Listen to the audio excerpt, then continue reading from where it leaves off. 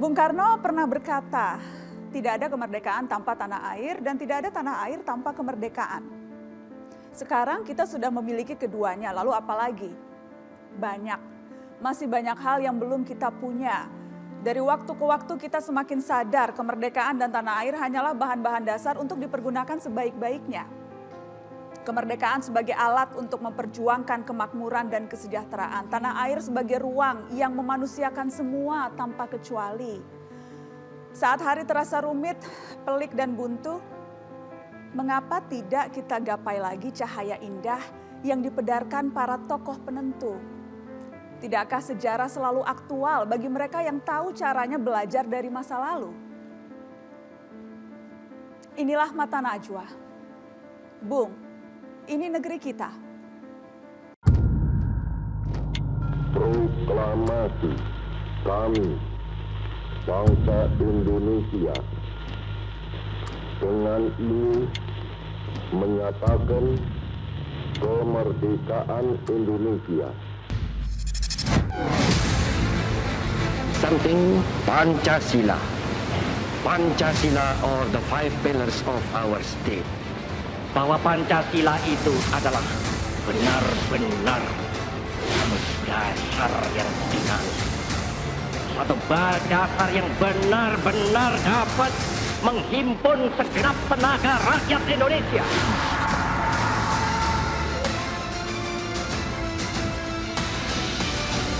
Bangsa Indonesia dan bangsa Belanda kedua-duanya akan memperoleh kebahagiaan. Anak cucu kita, angkatan kemudian akan berterima kasih kepada kita.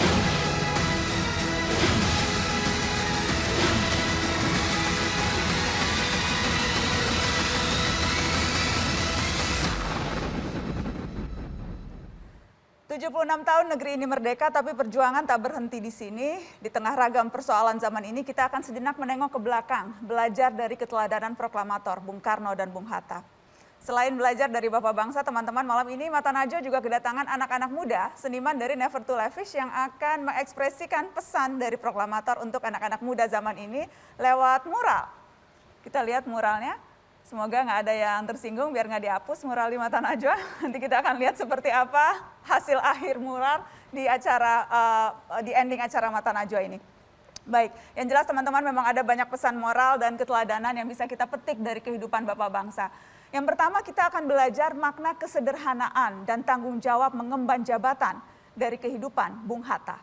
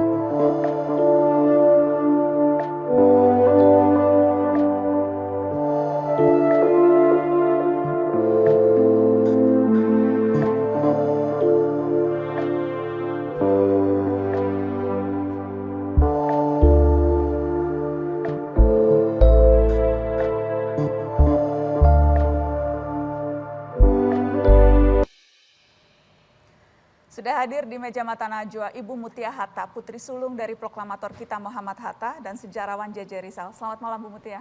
Malam. Terima kasih sudah hadir di Mata Najwa Ibu. Sama-sama. Bang J.J. selamat malam. Malam. Terima kasih sudah merayakan kemerdekaan malam ini di Mata Najwa. Sehari setelah 17 Agustus. Saya ingin ke Bu Mutia dulu. Yang jelas kisah-kisah keteladanan ayahanda Ibu. Kisah-kisah keteladanan Bung Hatta begitu inspiratif. Dari sekian panjang, sekian banyak pengalaman hidup Ibu Mutia dengan ayah. Apa yang bisa dibagi ke kami perihal kesederhanaan dan juga bagaimana ketatnya Bung Hatta menjaga uang negara? Terima kasih. Begini, Bung Hatta itu memang memisahkan antara kepentingan pribadinya dengan kepentingan nasional. Ya. Jadi tugasnya dilakukan dengan baik kan.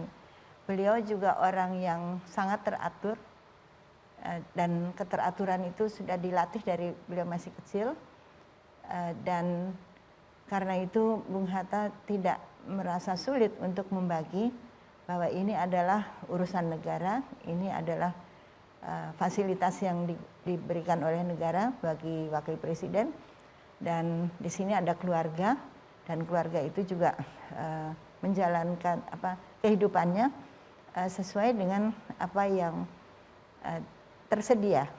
Jadi apa misalnya contohnya Bu, fasilitas yang Bung Hatta dapatkan tapi tidak boleh dipakai oleh keluarga? ya, misalnya mobil dinas. Tentu mobil dinas ada yang digunakan karena beliau wakil presiden, dan dengan mobil itu pergi dinas, artinya ke kantornya, kantor wakil presiden. Kemudian juga kalau ada acara dengan presiden, itu beliau yang menggunakan mobil itu, dan RI 2 ya, Indonesia Raya, RI 2. Nah, kalau ibu saya ikut sebagai istri wakil presiden, beliau juga ada di mobil yang sama. Tetapi anak-anak tidak bisa. Ya, jadi Ibu tidak boleh naik mobil dinas? Tidak boleh. Ada mobil dinas yang lain yang misalnya digunakan kalau Bung Hatta pergi mengunjungi hal-hal yang tidak bersifat kedinasan. Ya, jadi sangat ketat ya, bahkan naik mobil dinas saja tidak boleh Ibu. Iya, jadi ada mobil itu B17845. Kalau kami sendiri anak-anak pergi atau ibu itu tidak bisa, tapi harus bersama-sama. Tapi ada mobil yang dibeli sendiri oleh ayah ibu saya untuk kami, untuk keluarga. Nah itu bisa dipakai tiap hari. Saya juga pernah mendengar cerita soal adik Bung Hatta yang sempat minta diuruskan sesuatu, tapi Bung Hatta tidak mau bantu urus. Ya, apa itu Bu? Waktu itu tante saya itu meminta bantuan supaya bisa mendapatkan telepon di rumahnya. Tapi Bung Hatta mengatakan telepon saja ke Telkom sendiri. Silahkan telepon saja begitu. Jadi tidak mau bahkan untuk bantu urus hal-hal yang mungkin terlihat kecil saja tidak mau. Karena apa itu Bu Mutia? Ya karena itu sudah masuk arena pribadi. Ya, jadi adiknya kan bukan pejabat negara, tapi keluarga. Jadi itu Bung Hatta tidak ingin melakukan itu. Sedemikian ketat menjaga mana yang memang urusan negara, mana yang bukan urusan negara. Ya, seperti halnya juga uang, Ibu sebegitu ketat menjaga uang. Betul. Ya, sampai misalnya waktu Saniring itu rahasia negara kan, ibu saya sudah mencicil mesin jahit gitu. Tetapi tahu-tahu ada Saniring, pemotongan uang. Terus ibu mengatakan, ya kenapa nggak bilang sama saya gitu, Kak Hatta, kalau mau ada pemotongan uang itu. Oh tidak bisa karena itu sifatnya rahasia. Nah nanti kamu akan bilang kepada mungkin orang tua, pada ibu, nanti bilang sama teman-teman itu. Jadi tidak boleh diberitahu.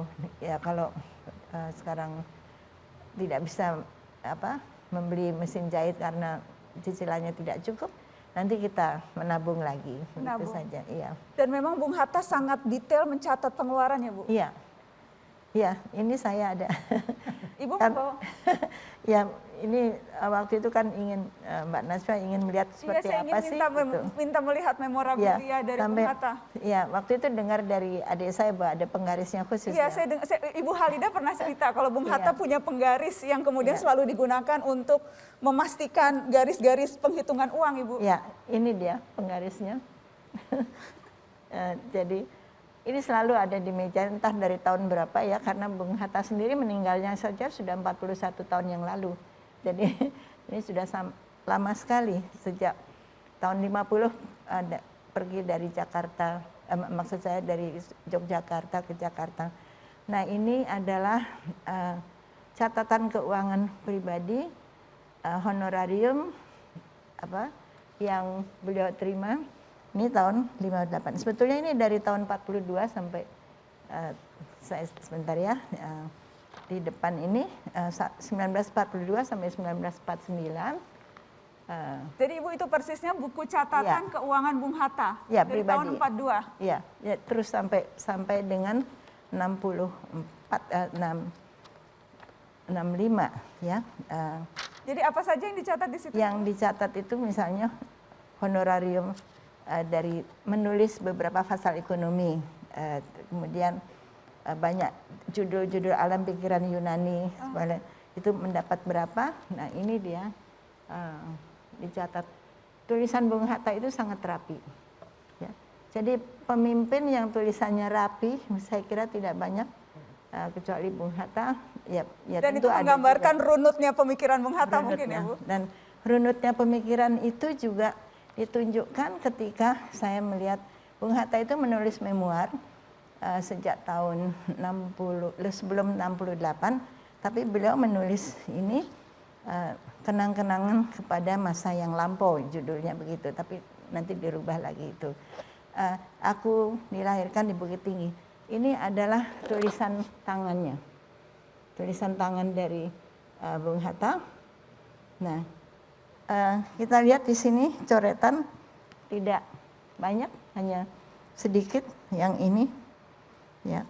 Dan ketika muncul di ketikan di aslinya halaman 1, kalimatnya sama dan ini sudah menunjukkan ini buku yang pertama sama dengan yang ditulis dengan yang ditulis tangan dengan ditulis yang tangan dicetak. dengan ya pada Jadi halaman rapi sekali Bung Hatta. rapi sekali.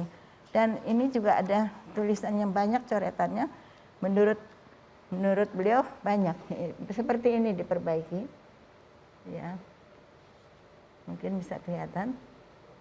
Menarik sekali. Sudah. Nah, ini di halaman ini juga tertulis, saya kira yang mengetik tidak sulit untuk memindahkannya, ya, memindahkannya. Hal-hal Jadi, kecil yang mungkin ya. orang banyak belum tahu tentang Bung Hatta. Ya, Nanti saya akan minta juga cerita dari Bang sangat rapi. JJ. Setelah pariwara kita akan kembali setelah ini. Tetaplah di Mata Najwa, kita dengarkan lagi keteladanan Bung Hatta setelah ini. Baik.